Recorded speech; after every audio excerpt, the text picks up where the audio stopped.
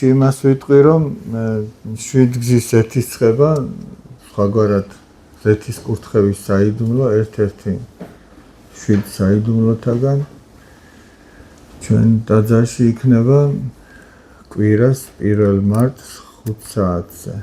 5 საათზე დაიწყება. აი ახლა რომ კვირა მოვა, პირველ კვირას დიდი მარხვისა, ეს არის მართლმადიდებლობის ზეიმი, ასე ეწოდება, რომელიც უკავშირდება ხატთაყვანისცემის აღდგენას. ეს მართლმადიდებლობის ზეიმი და ზეთის კურთხევა ამ დროს გვექნება. ძალიან მნიშვნელოვანია, რომ ადამიანმა იცხოს ზეთი და რა თქმა უნდა, ვინც ეკლესიურად ცხოვრობს და ცდილობს, რომ სულის გადარჩენის გზაზე იაროს.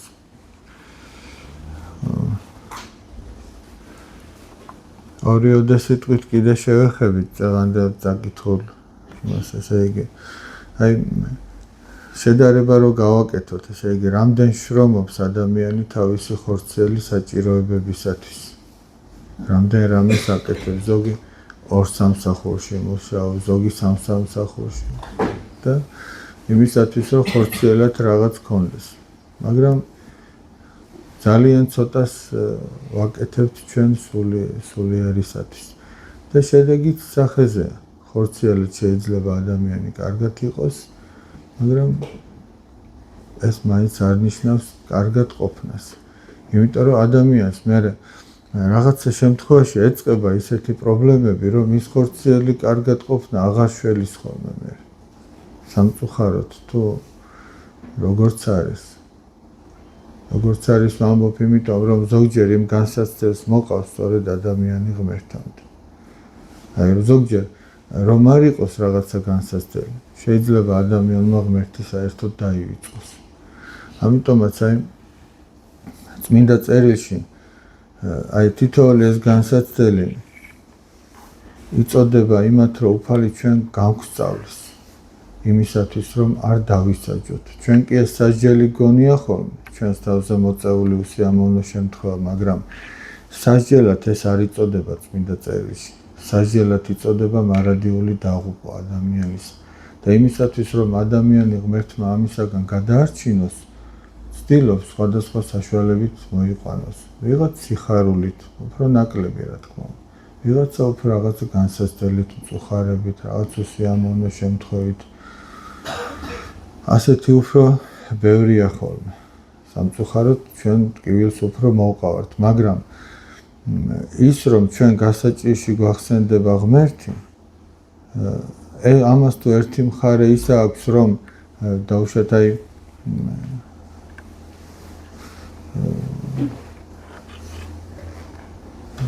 არ არის სწორი ვამბობთ ხო, რომ აი ადამიანი გასაჭირში მოდის ღმერთთან, მაგრამ მეორე მხარე კარგიც აქვს. გასაჭირში რომ ღმერთთან მოდის და არა ეშმაკთან, ეს კარგია უკვე. ეს სასიხარულო ამბავი. იმიტომ ვამბობ, რომ ზოგიერთი გასაჭირშიც არ მოდის ღმერთთან და გასაჭირშიც სასოწარკვეთილებამდე მიდის. და იმან რომ გასაჭირში ღმერთი ეძებოს, იმ სასოწარკვეთილებას გადაურჩება. აი მაგალითისთვის რო ვთქვათ, დავუშვათ ბავშვი ეზოში თამაშობს ბურთით. ახლა ჩვენ რო ეზოში თამაშობდით ხოლმე პატარაობაში, მშობლები ნამდვილად არ გვახსენდებოდა. ბურთი გვახსოვდა და გოლი როგორ გაგვეტანა თუ იქ თქვა იყო თუ რასაც თამაშობდით, როგორ გაგვემარჯვა. იმაზე იყო ჩვენი გონება გადართული. მაგრამ თუ წავიქცეოდით და ფეხს ვიტკენდით, სისხლი წამოგვივიდოდა, იქ დიდი ალბათობით დედა გაგახსენდებოდა. ხო და დედა რომ გაგახსენდებოდა, ეგ კარგია თუ ცუდია? ეგ კარგია. ხო და ზოგჯერ ჩვენ აი ასე ვართ, რომ სადღაც ამ წუთისოფლის ამოვებაში ვივიწყებთ ღმერთს. და ღვთისგანგებით ჩვენზე დაეშვება რაღაც ისეთი, რამაც ღმერთი უნდა გაგვახსენოს. და ღმერთი გვახსენდება. და ამას მოვყავართ მე. ასეთი არაერთი შემთხვევა ძველი აღთქმიდან მოყოლებული და თანამედროვე ცხოვრებით დადასტურებული კიდე. ეხლა მინდა ორიოდე სიტყვა ვთქვა წმინდა ეფრემ ასურის ლოცვასთან დაკავშირებით, რომელიც ყოველი მარხვის განმავლობაში იკითხება და ამ ლოცვის მთავარი შინაარსი არის სინანული. მთავარი შინაარსი არის ის, რომ ჩვენ უფლისაგან ვითხოვთ, რომ განგვაშოროს ცოდვები, მოგვანიჭოს თავისი მადლი და მოგვანიჭოს განცდა საკუთარი ცოდვებისა და თვალი დაგვიხუჭოს მაშინ, როდესაც სხვის ცოდვებზე ჩვენ რაღაცა აქცენტს ვაკეთებთ და სხვის ცოდვებს ვათვალიერებთ. მეზვერე, რომელიც ტაძარში იდგა ბოლოში, ის არ განიკითხავდა სხვებს. უძღებიშვილი, რომელიც სახლში მოდიოდა სინანულით, ის სხვის ცოდვებზე არ ფიქრობდა, მხოლოდ საკუთარ ცოდვებზე ფიქრობდა. ეხლა მაგალითად, მაცხოვრის მიერ დახასიათებული ეს მეზვერე და ის უძღებიშვილი ერთმანეთს რო შეხვედროდნენ, არ მგონია ვინმეს ცოდვებზე ელაპარაკათ. ისინი არ ილაპარაკებდნენ სხვის ცოდვებს. მაგრამ ჩვენ სამწუხაროდ ვახერხებთ, რომ სხვის ცოდვებზე ვილაპარაკოთ. ესე იგი, ჩვენ არ გავართ მათ. არ გავს ჩვენი განწყობა მათ განწყობას. არ გავს. არა და უფალს ის განწყობა მოსწონს. წეგან ანდრია კრიტელის ლოცვებში რო კითხულობდით, ესე იგი, მეზვერეც გამართლდა. ის მეძავი ქალიც გამართლდა. იმიტომ რომ ისინი შენდობას ითხოვდნენ, ცრემს ღვიდნენ და ფარისეველი თავისი მზაუბრობის გამო დაისაჯა. უფალი ამით გვეუბნება, რა არის სწორი განწყობა და რა არ არის სწორი განწყობა. ახლა ჩვენ თავს უნდა შეუსაბამოთ და ვთქვათ, რომ ესე იგი, როდესაც ჩვენ სხვა ადამიანებს განვიკითხავთ, მაშინ ვის ბაძავთ და ვისაც ბაძავთ, რითი დაასრულა მან ცხოვრება და მოეწონა თუ არა უფალს მისი განწყობა და მისი ცხოვრება. არ მოეწონა. მაშინ, როდესაც ჩვენ საკუთარ თავს ვამხელთ და ვნანობთ ამა თუ იმ ცოდვას, მაშინ ვის ვგავართ? მაშინ ვგავართ იმ მეზვერეს, იმ უძღებშვილს, იმ მეძავს, რომელიც ნანობდა თავის ცოდვებს და მათი ცრემლი და სინანული და აღსარება უფალმა შეიწირა და არ უგულებელყო. არავინ სინანულით მისული უფალმა არ უგულებელყო. მაგრამ არავინ თავაწეული არ შეიწყნარა. ეს ძალიან მნიშვნელოვანი ამბავი. არავინ არ შეიწყნა, ანუ თავაწეულის ადგილი არ არის სასუფეველში. სასუფეველში არის ცოდვილის, ოღონდ მონანულის ადგილი.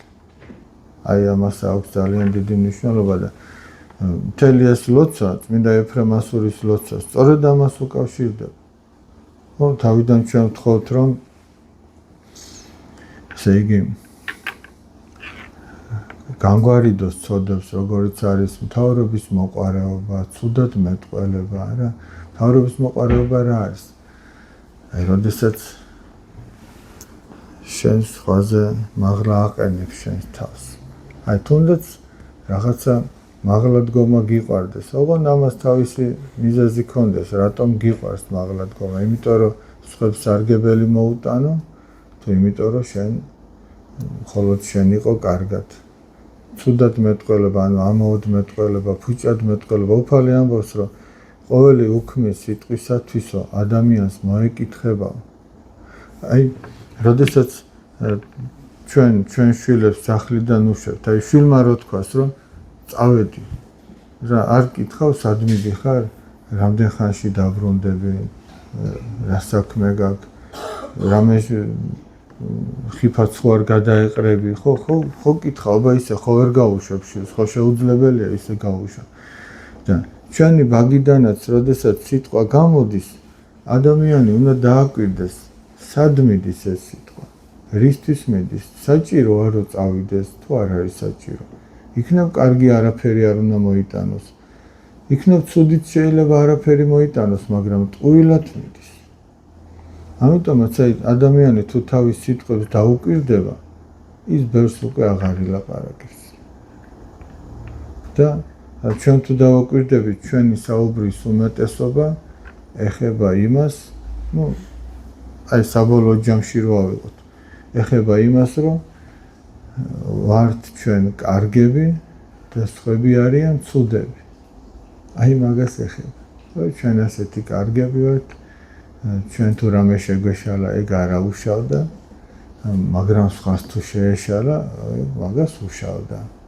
ჩვენ თუ რამე კარგად გავაკეთეთ, ეგ ისეთი რამე არა, თუ ვინმე ვერ დაგვინახა ეს კარგად გაკეთებული, ცუდად ხვდებით, მაგრამ სხვამ თუ გააკეთა კარგი, ეგ დიდი არაფერია. აი ეს ჩვენი დავაკვირდეთ უბრალოდ, აი თუ გნებავთ ერთ დღეს თქვენი საუბარი დილიდან საღამომდე ჩაიწერეთ. დიქტოფონით ჩაიწერეთ და საღამოს მოусმინოთ, აბა რა ხდებოდა, რა ვილაპარაკეთ. და შევხედოთ კრიტიკულად ესე იგი. არა მიკერძოებულად, როგორც ძირითადად ჩვენ თავს ვუყურებთ, არამედ კრიტიკულად, რა ვთქვით, რისთვის ვთქვით. ანუ მიზნად რას ისახავდა ჩვენი ეს ნათქვამი, რა შედეგი მოიტანა და ასე შემდეგ. და ჩვენ შევატყობთ, რომ ჩვენი საუბრის უმეტესობა ფუჭია. და უფალი ამბობს, რომ ყოველი ასეთი უქმის სიტყვისათვის ადამიანს მოჰკითხავს. სიტყვას თავისი ძალა აქვს კიდე. როდესაც ადამიანი ამა თუ იმ სიტყვას ამბობს, ეს ტყუილად არ იკარგებ. ამიტომ ტყუილად რაღაცა ესე იგი უარყოფითი არ უნდა თქვას ადამიანი. იმიტომ რომ ეს ტყუილად არ ჩაივლის, იმას თავისი ძალა აქვს. და წმინდა არსენი დიდი ასეთ რამეს ამბობდა, რომ მრავალჯერ ჩავარდნილ ვარ სინანულში წარმოთქმული სიტყვების გამო, მაგრამ დუმილის გამო არასოდეს. დუმილის გამო არასოდეს არ ჩავარდნილ. და იმ მრავალი სიტყვა, ესე იგი, წმინდა მამები ასეთ რამეს ამბობენ. აბანოს კარს თუ ხშირად გააღებო, ის გაგრილდება, ანუ იქიდან ხურვალება გამოვა. ჩვენ გულს ადარებს, რომ დავუშვათ და საღამოს ლოცვას დაესწარი, წირვას დაესწარი. დაესწარი ვამბობ იმას, რასაც მართლა წირვაში და ლოცვაში მონაწილეობა ჰქვია. ის კი არა, ტაძარში ვდგევარ და სხვაგან ვართ. აი დაესწარი და გული გაგითბა ამით. ან წმინდა წერილი წაიკითხე, თუ სახში ილოცე, თუ რაღაცა გულმოდგინე იყავ. და იმ მრავალი საუბრით ის გულის სიტყვა განიავდება. ანუ აბანოს კარი გაიღო და განიავდა. მაგრამ იმისათვის, რომ თლათ არ ჩაიხუთოსო, იმას პატარა სარკმელი აქვს დაყოლებული, ხო, ყველა აბანოს და ის სარკმელი საჭიროა რომ გაყო. ანუ ცოტა შეიძლება უთხრა სხვასაც, შენი სიხარული თუ შენი მწუხარება თუ იმისათვის, რომ თლათ არ ჩაიხუთოს, ესეც საჭიროა და კარგია. ხო, ყველას არ უნდა უთხრა. უნდა იმას უთხრა, ვისაც ენდობი, რომ უშოთ შენს ნათქვამ სიტყვებს გაუფრთხილდება. იმიტომ რომ შენი გულის ნადებია და ყველას კი არ შეიძლება უთხრა. ხო და აი ამ შემთხვევაში იქნება სწორი. თქვა მხოლოდ ის და იმდენი და იმას უთხრა, ვისაც საჭიროა და რამდენიც საჭიროა და აი საზომი რომ ისწავლოს ადამიანმა ძალიან მნიშვნელოვანი. ჩვენ ახლა ზოგჯერ ვფიქრობთ, რომ ერის ადამიანები ვართ და რა ვქნათ ახლა მონაზვნებივით სახში ხوار ჩავიკეტებით. ერის ადამიანს თულაც არ ევალება რომ გავიდეს და მაინც და მაინც ხალხმრავალ ადგილებში იყოს.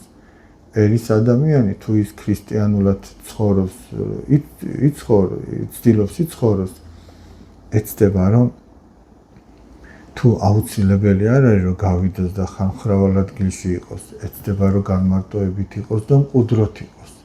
იმიტომ რომ აქ უფრო დაცული იქნება მისი გული.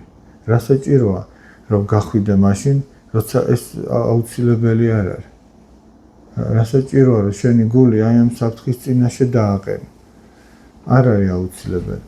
მაგრამ სამწუხაროდ მაინც ხდება რომ რაღაცა ესეთ ადგილებში ადამიანი არ ერიდება წასვლას. იწევს რომ აი გულს გადავაყოლებ რაღაცა ის იქნება. რა თქმა უნდა ამის გარეშეც ადამიანი არ იქნება, მაგრამ აქ ყველაფერში არის ზომიერება დასაცავი. და ჩვენ თუ შევატყობ სწორედ აი ესეთ ადგილებში ბევრი რამ ითქმება ჩვენგან ისეთი, რაც ცოდვაში გვაგდებს. და როდესაც ადამიანი სახშია განმარტოებით, იქ კითხულობს თუ იქ უსმენს რაღაცა სულიერს, იქ მეტად დაცულია ადამიანი.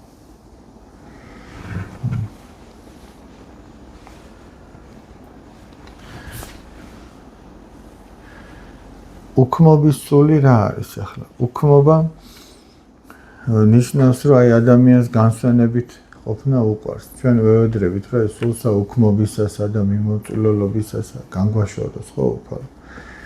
აი, როდესაც ადამიანს ეზარება იმის კეთება, რაც ევალება. უსაქმურობა აქვს, თორე უქმობა კიდე სხვა რამე. უქმობა არის, როდესაც დღესასწაულია და შენ უნდა საქმეს გაანებო თავი. იმიტომ კი არა, რომ შრომა გეზარება. იმიტომ რომ ეხლა უპირველესი რამ არის აღსასრულებელი, ხო, ლოცვა აღსასრულებელი, წირვაზე დგომა აღსასრულებელი და უსაქმურობა ის არის, როდესაც ადამიანს აქვს რაღაცა დავალებული და იმის კეთება არ უნდა და რაღაცას იმიზეზებს. თუნდაც შრომის დროს ლოცვას იმიზეზებდეს, ესეც არ იქნება ბოლომდე სწორი. იმიტომ რომ თუ შრომის დრო არის, უნდა იშრო. თუ შრომის დროს ლოცვას იმიტომ იმიზეზებ, რომ შრომას გაექცენ, ესეც არ არის სწორი. ან მაგალითად აი სიტყვაზე სახში მანდილოსანს დაუშვათ საქმე აქვს რაღაც გასაკეთებელი. შვილისთვის საკვები აქვს მოსამზადებელი თუ გასამზადებელი ყავს სკოლაში გაუშვას თუ გაკვეთილები მოამზადებინოს. ამ დროს თუ დაიწყებს ადამიანი ლოცვას, ეს არასწორი იქნება. ანუ შვილის მსახურების ხარჯზე კი არ უნდა გააკეთოს. აი მაგალითად ესეთი ხატოვანი შედარება რო გავაკეთოთ. დაუშვათ ბავშვი ტირის რომ საჭმელი უნდა შია და დედა რო ეუბნაოდეს მაცა და შვილო დედის ლოცვას კითხულობ. სწორი იქნება? არ იქნება სწორი. თუ დედის ლოცვას შვილისთვის კითხულობ, შვილი ტირის და ჯერ იმას უნდა მიხედო. აბარისთვის კითხულობ. თუ იმისთვის კითხულობ, რომ ჩაგეთვალოს, რომ ილოცე, ეგ სხვა ამბავი. და ყველაზე საუკეთესო დრო ლოცვისთვის არის ჩვენი საკუთარი დრო. ჩვენი საკუთარი დროში იგულისხმება ძილის დრო. მეტი საკუთარი დრო ადამიანს არ აქვს. მეტი დავუშვათ თუ სკოლის მოსწავლე, ეხლა სკოლის დრო დგება. მერე იქ მეცადინეობის დრო დგება თუ ოჯახი ხო გყავს პასუხისმგებლობა მათ მიმართაც გაქვს. მათი დრო დგება. შენი პირადი დრო არის ძილის დრო. აი ამ ძილის დროს თუ გამოსციცქნი რამდენიმე წუთს და ილოცებ, აი ეგ იქნება მართებული. დანარჩენი არ იქნება. ეხლა მაგალითად, მოდი ეს მაგალითიც განვიხილოთ. ზოგჯერ ადამიანებს ეშლებათ და მერე გაღიზიანებას და უსიამოვნებას იწვევენ. დაუშვათ არის მორწმუნე ქალბატონი, მაგრამ ეკლესიური ოჯახის წევრები არ ყავს. ეხლა ის სახში რომ მივიდეს და სახლის საქმე არ იყოს გაკეთებული, ის რაც მეუღლესაც უკავშირდება. ტანის ამოსი იქნება თუ საკვები თუ სხვა და დაინახოს თავისი მეუღლე, მორწმუნე მეუღლე, რომელიც ხატებთან ლოცულობს და მისთვის არ არის მზად ის, რაც მზად უნდა იყოს, ის ვერ მიიღებს ამას. ის გაღიზიანებას გამოიწვევს და შენი ლოცვით ესე იგი ღმერთს უფრო დააშორებ იმ ადამიანს. ანუ ლოცვის არასწორ დროს წარმოთქმით. ანუ რაც გევალება, ჯერ ის უნდა გააკეთო. ანუ შენ სხვის მსახურების ხარჯზე თუ დადგები და მოდი ბარემ, ნახეთ, ბარემ მოცილებული მქონდეს, რომ დღეს ეს ლოცვა ვილოცე. გესმით? ეს არასწორია. ხოდა თან მოცილებული რის ხარჯზე? სხვის ხარჯზე. ამ სხვაში შეიძლება მეუღლე იყოს, შვილები იყოს და სხვა საზოგადოებრივი მსახურები. ისე რომ აი ყველაფერი ჯეროვნად უნდა კეთდებოდეს და მე ჩვენ ვითხოვთ უფლისაგან რომ სული სიწმინდისა, სიმდაბლისა, მოთმინებისა და სიყვარულისა მოგვანიჭოს. ანუ ეს არის მთავარი სათხოვარი. ჩვენ ახლა აი მაგალითად ამა თუ იმ აი გავიგეთ რომ ძლიერი ტაძარია, მონასტერია, სალოცავია, მოდი ესე ვთქვათ. ან რომელიმე წმინდანის ნაწილებს უნდა მივიახლოთ, ან სადღაც მოსალოცად მივდივართ. და ახლა ჩვენ დავაკვირდით, ჩვენი სათხოვარი არის ხოლმე ეს, რომ სული სიწმინდისა, სიმდაბლისა, მოთმინებისა და სიყვარულისა მოგვანიჭოს. რაღაცა არ ამგონია სამწუხაროდ. და ამას რაზე დაყრდნობით ვამბობ. იყო ერთი ასეთი შემთხვევა, როდესაც ერთ-ერთი წმინდა ნაწილები უნდა მოელოცათ ადამიანებს, აი დაახლოებით როგორი სიტუაცია გახსოვთ, თუ არა ვცდები 14 წელი იყო წმინდა მამა გაბრიელის საფლავი რო გაიხსნა. და სამების ტაძარში არის მისი წმინდა სხეული დასვენებული და მთელი საქართველო იქმნის. აი დაახლოებით ესეთი სიტუაცია რო წარმოიდგინოთ და ერთ ადამიანს უფლისაგან გაეხსნა სულიერი თვალი და რას ხედავს? ანუ ხედავს და ისმენს არაპირდაპირ ისმენს ზოგი ხო გულში ამბობს, მაგრამ ხედავს მათ სურვილებს, სათხოვარს, რას თხოვენ ამ წმინდას. და ამ სათხოვარის უმეტესობა შეიძლება იგულოს ხომოდეს 90% დასტრიალებს მიწიერს. მიწიერი სათხოვარია. იშვიათად თუ ვიღაც ითხოვდა, რომ უფალო მომანიჭემე სიმტკიცე, მომანიჭემე რწმენა, სიყვარული, იმედი, გამათავისუფლე შურისგან თუ ამპარტავნებისგან თუ რაღაც უზნეობისგან თუ ასე შემდეგ. აი ესეთი ძალიან იშვიათია. ამიტომაც აი მთავარი სათხოვარი უფლისაგან გაცხადებული ეს არის, ნახეთ სახარებაში რას ამბობს. პირველად სასუფეველი და მისი სიმართლე ეძებეთ და დანარჩენი ყოველივე მოგეცემათ თქვენ. და თავშირითიც დავიწყეთ, როდესაც ადამიანი მთელ თავის შრომას ხორციელში დებს, აღმოაჩენს ხოლმე, რომ ის ხორციელი ცხელიდან ეცლება და სულიერი, რომელზეც არ უზრუნია, ისიც არ აქვს. და აღმოაჩენს, რომ მაშინ მთელი ცხოვრება ისთვის იშრომა და მე ახლა გამახსენდა პატრიარქთან მივიდა ერთ-ერთი ქალბატონი და წუხდა იმის გამო, რომ მე შვილსო ყველაფერი გავუკეთა. და აი მანო ესე იგი მოხუცთა თავშესაფარში ჩამაბარა. და პატრიარქს უკითხავს, რომ ღმერთი თუ ასწავლეო, რწმენა თუ ასწავლეო და არაო, ეგ არ გამიკეთებია. ანუ ყველაფერი გაუკეთა ხორციელად, მაგრამ აი ეს რაც ყველაზე მთავარი იყო, სამწუხაროდ ის არ იყო გაკეთებული. და ეს ერთი შემთხვევა კი არ არის. ну ის ვიღაცა მოხუცთა თავშესაფარში ჩააბარა, ხო? სხვა გარეთ ყველა შვილი კარგად ექცევა თავის შობელს, მაგრამ მშობელი თუ ეცდება შვილს მთავარი ასწავლოს და მთავარი ასწავლოს საკუთარი ცხოვრების წესით. ამაზე კარგი სასწავლებელი არ არსებობს, ესე იგი ჩვენ რამდენიც არ უნდა უთხრათ, ჩვენ იმას უნდა დავაკვირდეთ, რომ შვილი რას ხედავს ჩვენსას. რას ხედავს? რას ისმენს კი არა. ამიტომ ჩვენ თავს ვიტყუებთ, რომ აი ჩვენ ხო ყველაფერი კარგი უთხარით, კარგი ურჩიეთ. ამიტომ ჩვენ თავს ვიტყუებთ. ჩვენ უნდა პირველ რიგში ჯერ დავანახოთ. უნდა დაანახო, ის ხო მთელი ამდენი წლები გვიყურებს, არა? რომ არ ფიქრობ ამაზე, მაშინაც კი გიყურებს. მაშინ კი არა, მოდი ახლა დამინახავს და მოდი ასე კარგად მოვიქცე, ისე კარგად. რომ ვერ წარმოგიდგენია, მაშინაც გიყურებს და იქიდან რას სწავლობს, აი ეს არის ძალიან მნიშვნელოვანი. ამიტომ კი ვერ იტყვი, რომ აი მოდი ახლა კარგად მოვიქცე, არამედ ყოველთვის კარგად უნდა გააკეთო. ვიღაცის დასანახად კი არა, ანუ შენ უნდა გახდე ასეთი, სხვათა შორის ადრე ასეთი რამე მოვისმინე. ერთ-ერთი ფსიქოლოგი ამბობდა და ძალიან მომეწონა. ну აი ახალგაზრდა გოგონები ახლა ხო არიან, ის დასაოჯახებელი არიან და დავუშვათ აი როგორი შვილი გინდა რომ გყავდეს. და აიღე ფურცელი და ჩამოწერე თვისებები. აი ასეთი და ასეთი შვილი მინდა რომ გყავდეს. ну სიტყვაზე ვამბობ, შრომის მოყვარე, მიმტევებელი თუ რაღაცა დაუზარელი, თავაზიანი, თამდაბალი, მოსიყვარულე, რაც გაახსენდება ადამიანს, როგორი შვილიც გინდა რომ ყავდეს. მე ეს ფურცელი დაიჭირე და მიუკერძოებლად, ესე იგი, აი გულწრფელად ჩახედე და თქვი, რომ შენ ხარ თუ არა ასეთი. და პირველი რაც უნდა აღმოაჩინო არის ის, რომ არ ხარ ასეთი. თუ გულწრფელი ხარ, მაგას აღმოაჩენ. თუ გულწრფელი არ ხარ, შეიძლება თქვა, რომ მე ამაზე კარგი ვარ, ეს რა არის ჯერ კიდე ჩემამდე როდის მოვა. და რომ აღმოაჩენ, რომ ეგეთი არ ხარ, უბრალოდ ცადოთ, აბა, რომ აღმოაჩენ, რომ ეგეთი არ ხარ, პირველი რაც უნდა გააკეთო რა არის? შენ უნდა დაიწყო, რომ ეგეთი გახდე.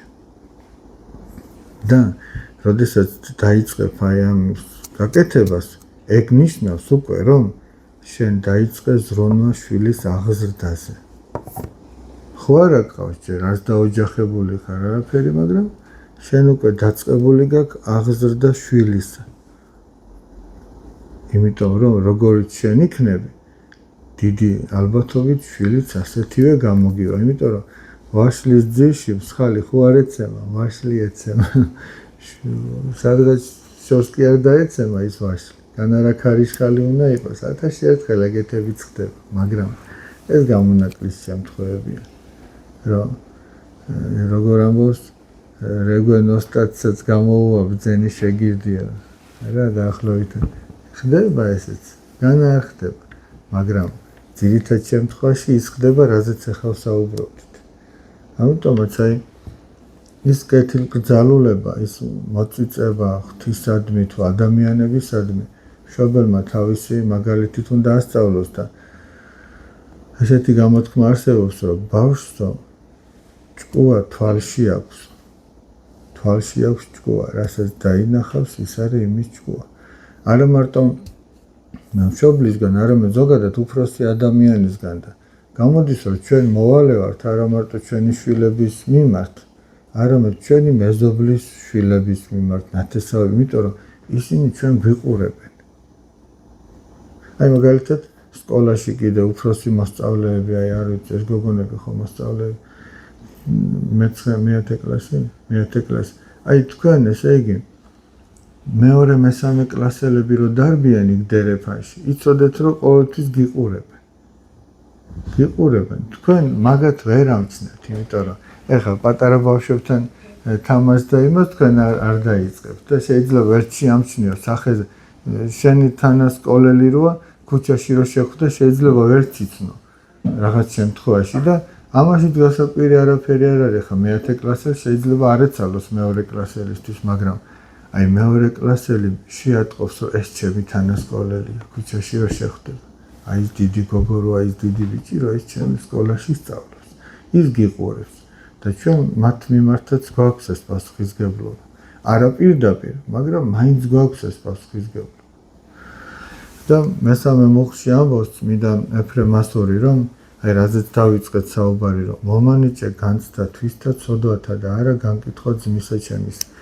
ჩვენ არაერთხელ გვითხოვს და თქვენ სახარებიდან ძალიან კარგად იცით რომ თითოეული ადამიანი ღვთის წინაშე უნდა გამოცხადდეს. ღვთის საგდრის წინაშე უნდა გამოცხადდეს და მოციქული პავლე გვეუბნება რომ საიდუმლოს გეტყვითო. ჩვენო ყველანი განვახლდებით რას გულისხმობს იცით ვინც მაშინ ცოცხალი იქნება ქრისტეს მეორედ მოსვლის ჟამს ხორციელად ცოცხალი მისი სხეული შეიცვლება და გახდება ისეთივე როგორც გარდაცვლილი ადამიანის კუდრეთით აღმდგარი ადამიანის სხეული ჩვენ ყველანი განვახლდებით მაგრამ ყველანი ვერ ცხონდებით ხო და აი თუ ყველანი ვერ ცხონდებით ვინ ცხონდება და ვინ არ ცხონდება ეგ ხო სათუოა ჯერ და ის რაც სათუოა და ჩვენ არ ვიცით იმის მიმართ ჩვენ ძალიან დიდი სიფრთხილე გვმართებს და თან ის სათუო არ არის დროებით ის არის მარადიული იქ რაღაცა ერთი გადაწყვეტილება იქნება მიღებული და ამ გადაწყვეტილების თანამონაწილე ჩვენც ვართ ჩვენი ცხოვრების წესი ჩვენი ერთგულებით ღვთისადმი და ჩვენი სინანულით იმის გამო რაც ვერ ვქენით ღვთისთვის მოსაწონად და აი ამ გადაწყვეტილების შემდეგ მეორედ მოსვლის შემდეგ ადამიანი ან მარადიულ სიხარულს და ან მარადიულ მწუხარებას დაიმკვიდრებს და ჩვენ უნდა გვწამდეს ისევ სახარებიდან ისევ წმინდა მოციქულთა ეპისტოლებიდან რომ ჩვენ თუ აღიარებთ ჩვენ ცოდვებს ის მოგვიტევებს აი ძალიან მარტივად არის ნათქვამი ადამიანს არ ევალება უცოდველობა. ეს შეუძლებელია ადამიანისთვის. ადამიანს ევალება გაფრთხილდეს და რომ არ შესწოდოს, მაგრამ თუ შესწოდა, შეინანოს თავისი ცოდვა. არ ეს ევალება. ოღონდ შეინანოს არა ისე როგორც ფარისევლები მიდიოდნენ წმინდა იოანე ნათლისმცემელთან და რომელიც ამხელდა და ეუბნეოდა რომ გამოიღეთო სინანულის ღირსი ნაყოფიო. ანუ ჩვენ როდესაც რაღაცას ვერ ვაკეთებთ სწორად, და ამის მცდელობაც არ გვაქვს რომ გამოვასწოროთ. ეგ არ არის სწორი სინანული. სინანული თავის თავში გულისხმობს მტკიცე გადაწყვეტილებასაც, რომ იმას აღარ მიუბრუნდ. დამახინჯებული ფორმაა ის, რომ დავუშვათ ადამიანს უნდა რომ მოდი ახლა აი ამ პერიოდში ეზიაროს, აღსარება თქვას ეზიაროს და მერე გონებაში კონდეს, რომ იმ ცოდვას ისევ მიუბრუნდეს. და რა გამოდის მაშინ? იუდამ ეგრე არ გააკეთა? იუდას გადაწყვეტილი აქვს, რომ ქრისტე გასცეს და მაინც მივიდა და ეზიარა და რომ ეზიარა წერია, რომ იუდაში ეშმაკი შევიდა. ანუ ესეთი დამოკიდებულება ღვთის წინაშე არასწორია, მაგრამ განწყობა ისეთი, რომ დავუშვათ თუნდაც მძიმე ცოდვა ჩაიდინე, მაგრამ შენ ნანობ და მტკიცედ გადაწყვეტილი რომ არ მიუბრუნდე, აი ესეთი შეგიძლია რომ მიხვიდე უფალთან და შეინანო და უფალმა შეგინდოს. ესეც ღმერთმა გამოგვიცხადა. საერთოდაც ყველაფერი ღმერთმა გამოგვიცხადა ის რაც ჩვენ ვიცით, იმიტომ რომ ეს არის გამოცხადებითი რელიგია, ეს ადამიანს კი არ მოუგონია. ეს წესი და ეს კანონი საღვთო ადამიანს კი არ მოუგონია. რაც იცის ადამიანმა ქრისტიანობის შესახებ, იცის ღვთისაგან. ამიტომაც არის ეს ძალიან ძვირფასი, ეს ადამიანის მონაგონი არ არის. ხო და ამიტომაც აი ეს ამ ლოცვის მთავარი შინაარსი ეს არის, რომ ადამიანი ნანობდეს საკუთარ ცოდვას და არ უყურებდეს სხვის შეცოდებას. და თუ სადმე სხვის შეცოდებას დაინახავს, ის დაფაროს სიყვარულით. ასეთი რამე მოხდა. ასეთი პატერიკია ბოლომდე არ არის დაკონკრეტებული იქ რა ხდებოდა, მაგრამ ადამიანი ერთ-ერთი ბერი მიდიოდაო და დაინახა, რომ თავისი ძმას ცოდავდა. და მან აიღო და რაღაც გადააფარაო და თქვაო, რომ გახსოვთ აი როგორც ნოეს შემთხვევაში შვილები რომ ზურგით მივიდნენ და გადააფარეს. ეს ბერი ამბობდა, შენო უფალო წმინდა ხარო, ყოვლა წმინდა ხარო და შენ ამ ყველაფერს ხედავ და ითმენ. და მე ცოდილმა ადამიანმა რა უფლება მაქვს რომ არ მოითმინო და რამე ვთქო, გესმით? ანუ მე რო ხედავ რაღაცას, ვიღაცას ცოდავს და ავყვირდები არ იქ ამან ეს ეკნა, მე ცოდები დამძიმებული რო ვყვირი. ღმერთი ყოვლად წმინდაა და უნდა მიანდო იმას. თუ სათქმელია, მან უნდა თქვას. ის არის ჩვენი გამსჯელი. და ჩვენ რაღაცნაირად უფლის ესე იგი ადგილს მივითვისებთ ხოლმე და ვამბობთ, რომ ამან ესე რატო ქნა. აი წარმოიდგინეთ ახლა, რომ სისულელი არ იქნება და როგორი სიბრიყე, რომ დავუშვათ სასამართლოში შეხვიდე და მოსამართლეს რო უთხრა, ცოტა მიმიწიე, მეც უნდა გავამართლო აქ თუ გავამტყუნო ხალხი და ამოდენო მოსამართლეები არსებობს, ხო და თუ ერთის მიმართაც კი ესეთი დამოკიდებულება არაჯეროვანია. ეხლა ღმერთი, რომელიც ერთადერთი იმას ვეუბნევით, რომ აი ახლა მე ვიცი ამის ასავალ-დასავალი და მე უნდა გავსაჯო ეს მართლაც კარგად მოიქცა თუ ცუდად მოიქცა. განსჯის უნარი უნდა ჰქონდეს ადამიანს და ეს განსჯის უნარი უნდა გამოიყენოს იმისთვის, რომ თავად არ ჩავარდეს ცოდვაში. მაგრამ არა იმისთვის, რომ სხვები აკრიტიკოს და თქვას, რომ ეს ასე და ეს ის. ეგ ჩვენი არც მოვალეობა არ არის და არც ამის უფლება არ აქვს. და არც ჩვენ სულიერ სარგებელს არ ემსახურებ. კარგით, ახლა ძალიან აღარ გადაგრით მსახურების შემდეგ, სადაც დაიღალეთ და დღეს ამით დავამთავრე.